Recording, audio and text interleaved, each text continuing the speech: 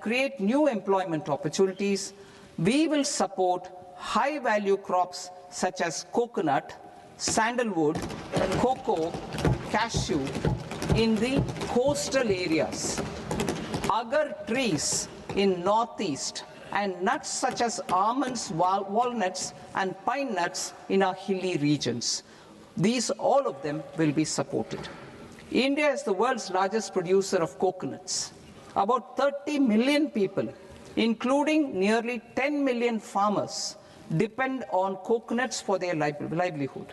To further enhance competitiveness in coconut production, I propose a coconut promotion scheme to increase production and enhance productivity through various interventions, including replacing and non-productive trees with new saplings or plants or varieties in major coconut growing states. A dedicated program is proposed for Indian cashew and cocoa to make India self-reliant in raw cashew and coconut production and processing, enhance export competitiveness, and transform Indian cashew and Indian cocoa into premium global brands by 2030. Sandalwood. Sandalwood is closely linked to India's social and cultural heritage. Our government will partner with state governments to promote focused cultivation and post-harvest processing to restore the glory of the Indian sandalwood ecosystem, to rejuvenate old, low-yielding orchards, and expand high-density cultivation of walnuts, almonds, and pine nuts. We will support a dedicated program to enhance farmer incomes and in bringing value addition by engaging youth. Bharat Vistar, that is virtually integrated system to access agricultural resources. I propose to launch Bharat Vistar, a multilingual AI tool that shall integrate the AgriStack portals and the ICAR package on agricultural practices with AI systems. This will enhance farm productivity, enable better decisions for farmers, and reduce risk by providing customized advisory support. She Marts for rural women-led enterprises. Building on the success of Lakpati Didi program, I propose to help women take the next step from credit-linked livelihoods to being owners of enterprises. Self-help entrepreneur, She Marts will be set up as community-owned retail outlets within the cluster-level federations through enhanced and innovative financing instruments. Empowering Divyangjan. Divyangjan Kaushal Yojana. Information technology, AVGC sectors, hospitality and food and beverages sectors often offer task-oriented and process-driven roles which are suitable for Divyangjan. We will ensure dignified livelihood opportunities through industry-relevant and customized training specific to each Divyangjan group. Divyang Sahara Yojana. Timely access to high-quality assistive devices for all eligible Divyangjan is a fundamental need.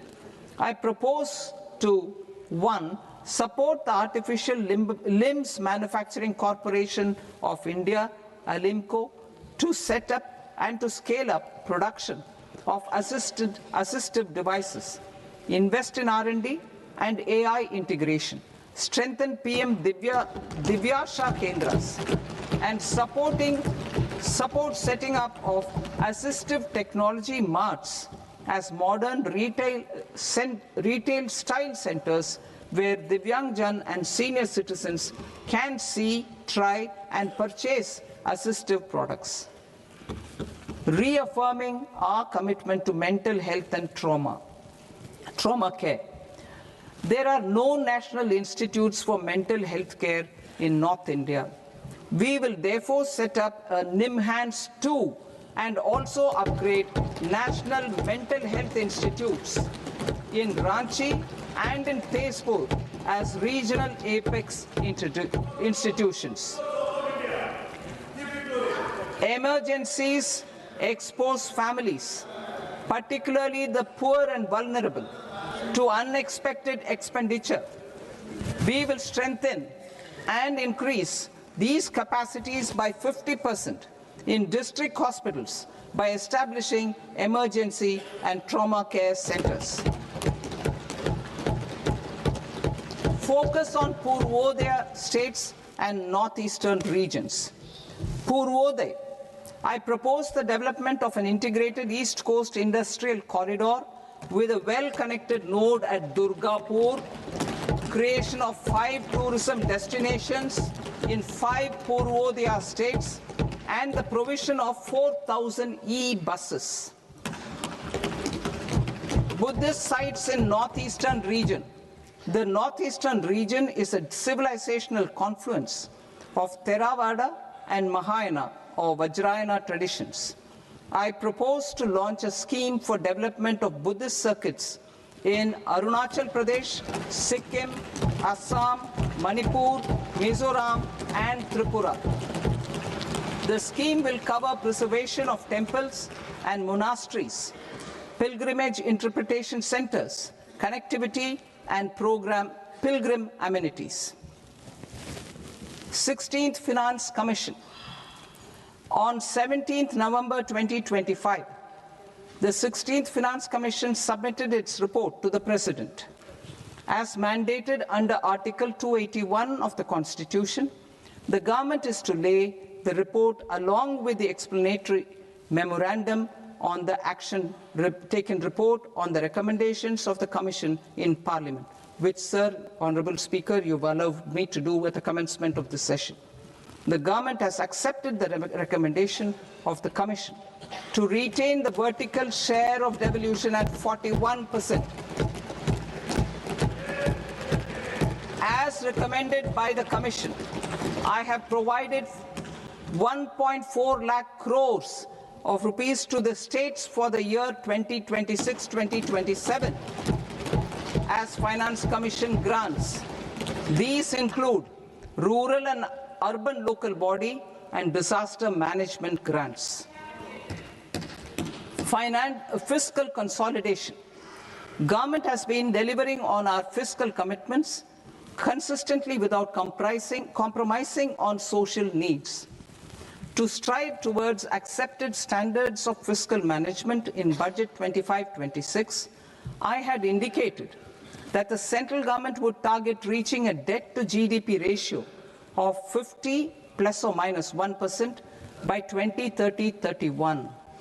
In line with this, the debt to GDP ratio is estimated to be 55.6% of GDP in BE 26-27.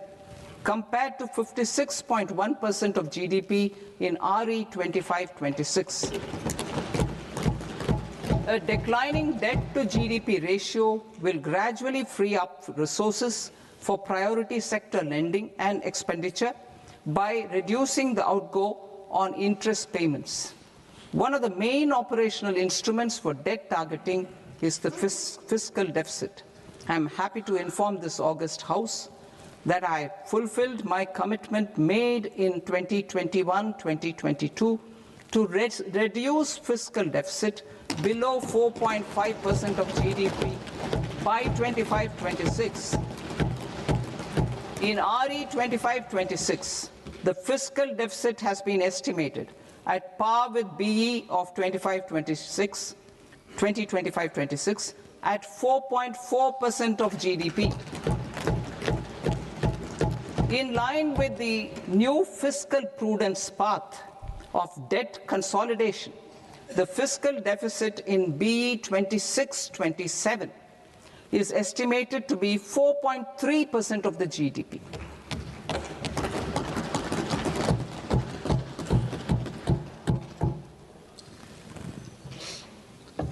The revised estimates Of the non-debt receipts are 34 lakh crore rupees, of which the centre's net tax receipts are 26.7 lakh crore.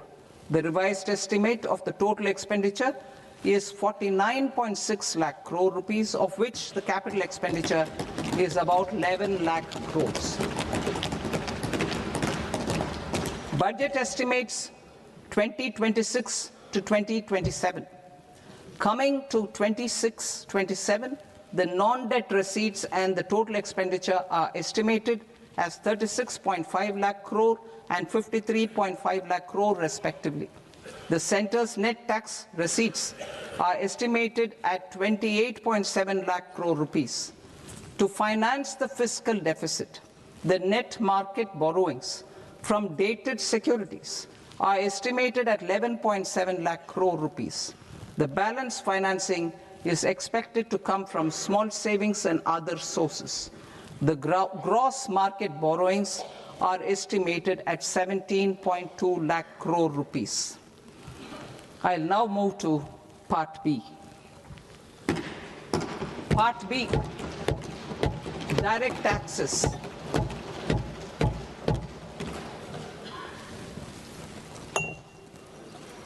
Honorable Speaker, sir, I now present my proposals on direct taxes.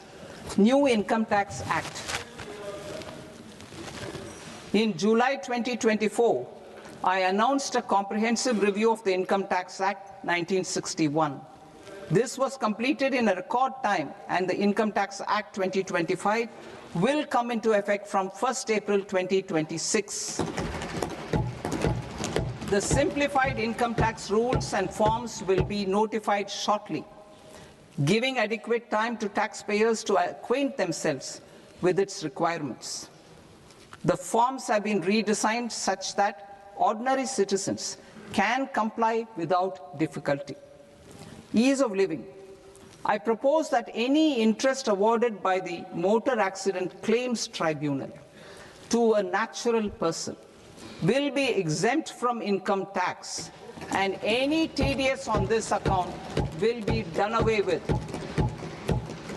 I propose to reduce TCS rate on the sale of overseas tour program package from the current 5% and 20% to 2% without any stipulation of amount.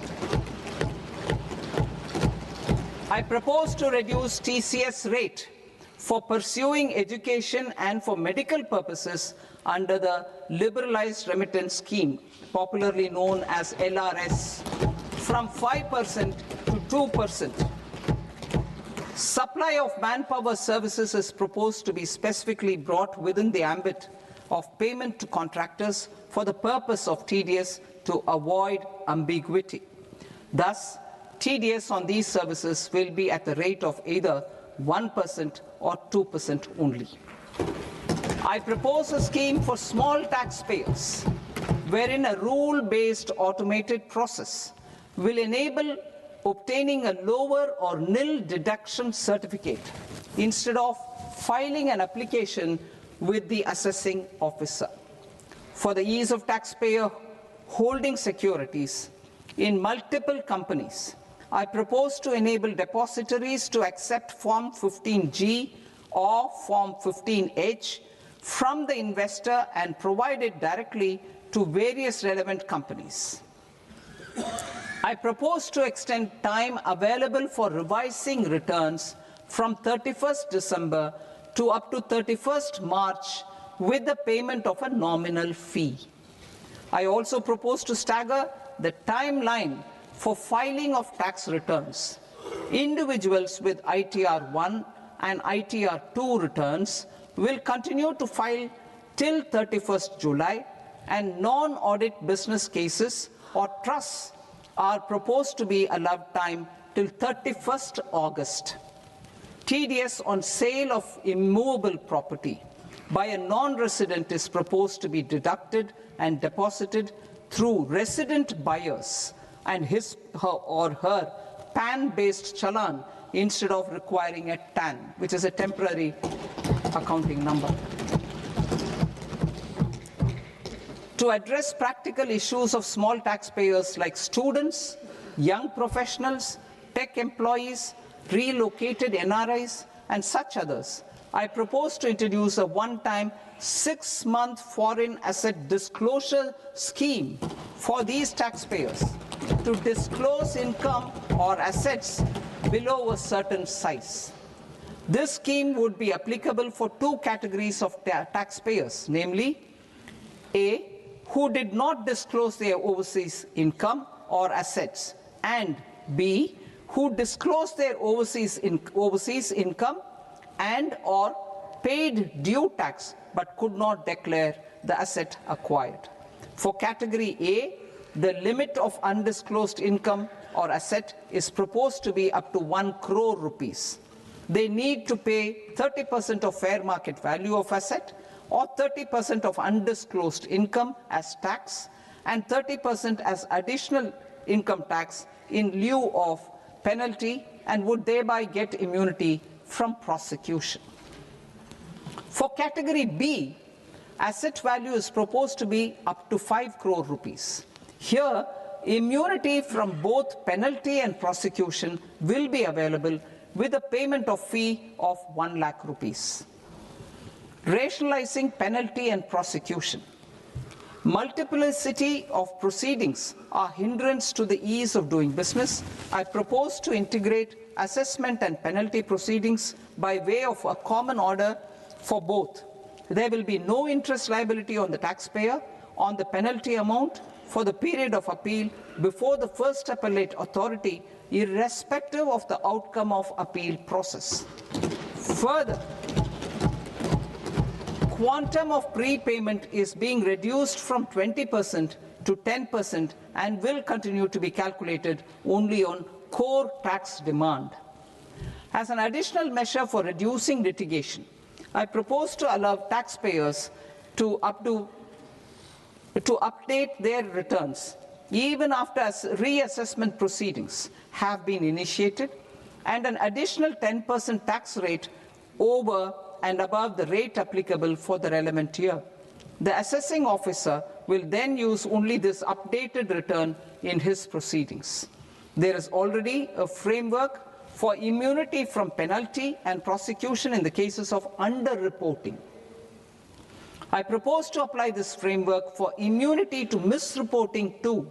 However, in such a case, the taxpayer will need to pay 100% of the tax amount as an additional income tax over and above the tax and interest due.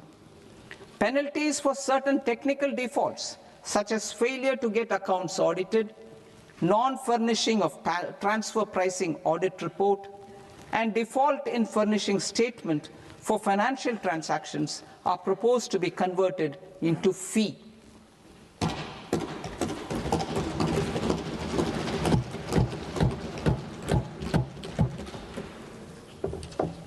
I propose to rationalize prosecution framework under Income Tax Act while maintaining a careful balance for deterrence in some serious offence.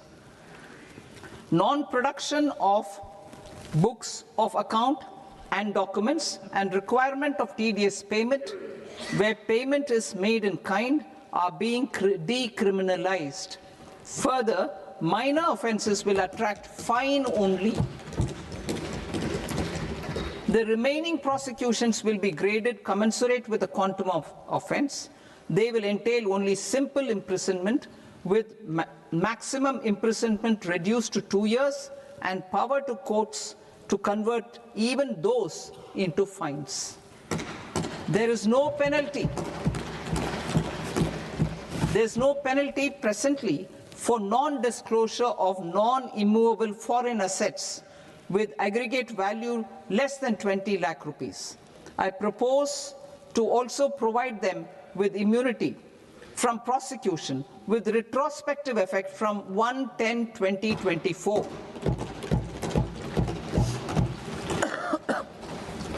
Cooperatives. Deduction is already allowed to a primary cooperative society engaged in supplying milk, oilseeds, fruits or vegetables raised or grown by its members. I propose to extend this deduction to also include supply of cattle feed and cotton seed produced by its members. I propose to allow inter-cooperative society dividend income as deduction under the new tax regime to the extent it is further distributed to its members. I further propose to allow exemption for a period of 3 years to dividend income received by a notified national cooperative federation on their investments made in companies up to 31/1/2026. This exemption would be allowed only for dividends further distributed to its member cooperatives. Supporting IT sector as India's growth engine. India is a global leader in software development services, IT-enabled services, knowledge process outsourcing services, and contract R&D services relating to software development. These businesses and their segments are quite interconnected with each other. All these services are proposed to be clubbed under a single category of information technology services with a common safe harbor margin of 15.5% applicable to all. The threshold for availing safe harbor for IT services is being enhanced substantially from 300 crore rupees to 2,000 crore rupees. Safe harbor for IT services shall be approved by an automated rule-driven process without any need for tax officer to examine and accept the application. Once applied by an IT services company, the same safe harbor can be continued for a period of 5 years at a stretch at its choice. For IT services companies who want to conclude advanced pricing agreement, APA, I propose to fast-track unilateral APA process for IT services and endeavor to conclude it within a period of 2 years. The period of 2 years can be extended by a further period of 6 months on taxpayers' request. I propose to extend the facility of modified returns available to the entity entering APA to its associated entities also. Attracting global business and investment. Recognizing the need to enable critical infrastructure and boost investment in data centers, I propose to provide tax holiday till 2047 to any foreign company that provides cloud services to customers globally by using data center services from India. It will, however, need to provide services to Indian customers through an Indian reseller entity. I also propose to provide a safe harbor of 15% on cost in case the company providing data center services from India is a related entity. To harness the efficiency of just-in-time logistics for electronic manufacturing, I propose to provide safe harbor to non-residents for component warehousing in a bonded warehouse at a profit margin of 2% of the invoice value. The resultant tax of about 0.7% will be much lower than in competing jurisdictions. To provide fillip to toll manufacturing in India, I propose to provide exemption from income tax for 5 years to any non-resident who provides capital goods, equipment, or tooling to any toll manufacturer in a bonded zone. To encourage vast pool of global talent to work in India for a longer period of time, I propose to provide exemption to global, non-India sourced income of a non-resident expert for a stay period of 5 years under notified schemes. I propose to provide exemption from minimum alternate tax, the MAT, to all non-residents who pay tax on presumptive basis. Tax administration. I propose to constitute a joint committee of Ministry of Corporate Affairs and Central Board of Direct Taxes for incorporating the requirements of income computation and disclosure standards the ICDS, in the Indian Accounting Standards, Ind AS itself. Separate accounting requirement based on ICDS will be done away with from the tax year 27-28. To support Prime Minister Modi's vision of homegrown accounting and advisory firms to become global leaders, I propose to rationalize the definition of accountant for the purposes of safe harbor rules.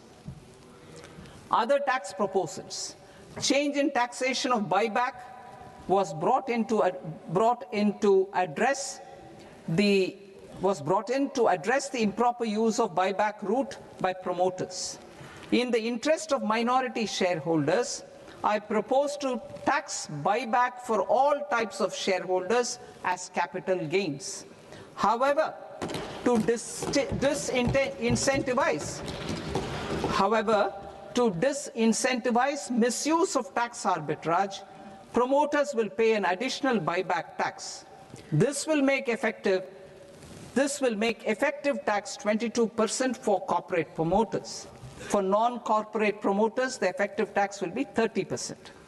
TCS rate for sellers of specific goods, namely alcoholic liquor, scrap, and minerals, will be rationalized to 2%, and that on tendu leaves will be reduced from 5% to 2%. I propose to raise the STT on futures to 0.05% from the present 0.02%.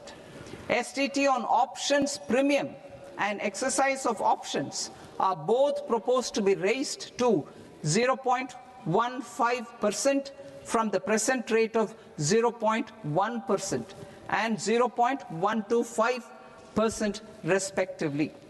We reformed the taxation landscape for corporates in 2019 by providing them a simplified regime with lower tax rate so that they could productively focus on business rather than on claim of deductions and exemptions. To encourage companies to shift to the new regime, set off of brought forward MAT credit, minimum alternate tax credit, is proposed to be allowed to companies only in the new regime.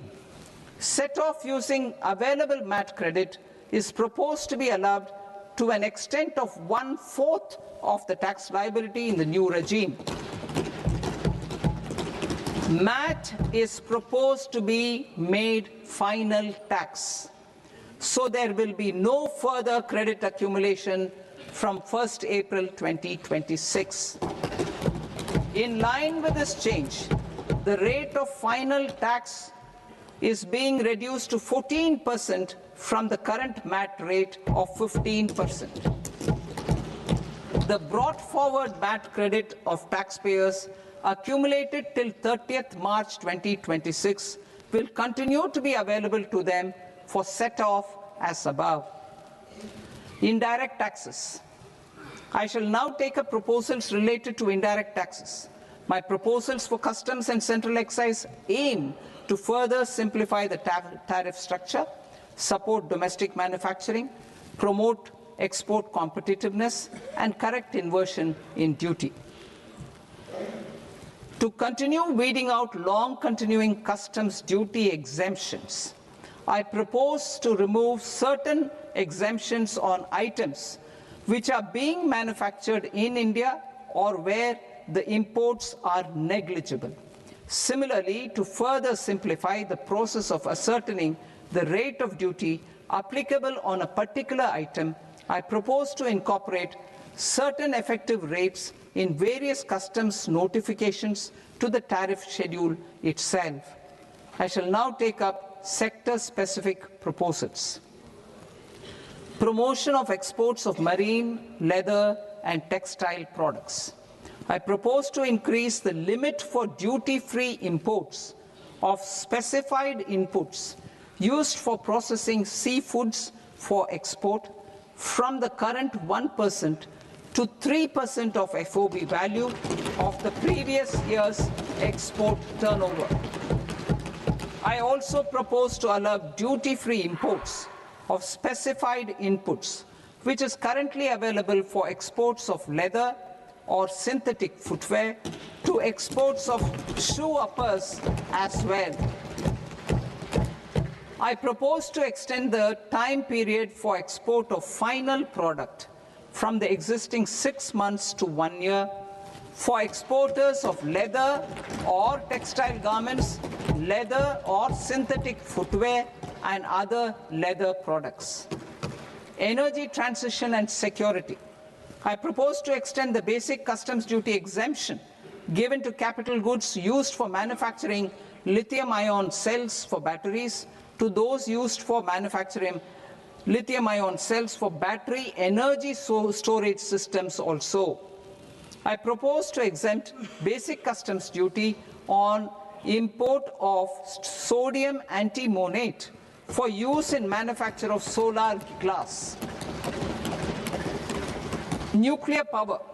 I propose to extend the existing basic customs duty exemption on imports of goods required for nuclear power projects till the year 2035 and expand it for all nuclear plants irrespective of their capacity. Critical minerals.